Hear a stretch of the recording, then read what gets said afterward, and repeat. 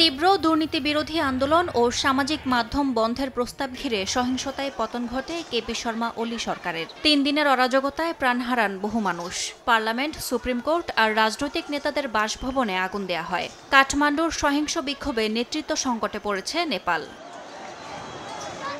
এমন অবস্থায় দেশটির দায়িত্ব নিতে সামনে আসছে সাবেক প্রধান বিচারপতি সুশীলা কার্কির নাম। বুধবার নেপালের জেনজি বিক্ষোভকারীরা নতুন সরকারের সম্ভাব্য নেতৃত্ব নিয়ে আলোচনার জন্য একটি ভার্চুয়াল বৈঠক করেন। প্রায় ৪ ঘণ্টার এই বৈঠকে ৫,০০০-এর বেশি সদস্য অংশ নেন এবং তাদের বেশিরভাগই সুশীলা কার্কির পক্ষে সমর্থন জানান। ১৯৫২ সালে বিরাটনগরে জন্ম নেয়া কার্কি পড়াশোনা করেছেন ভারতের বেনারস হিন্দু বিশ্ববিদ্যালয়ে রাষ্ট্রবিজ্ঞান বিভাগে। পরে আইন পড়েন ত্রিভুবন বিশ্ববিদ্যালয়ে। ২০০৯ সালে সুপ্রিম কোর্টের বিচারপতি হিসেবে দায়িত্ব নেন তিনি। ২০১৬ সালে নেপালের ইতিহাসে প্রথম নারী প্রধান বিচারপতি হন।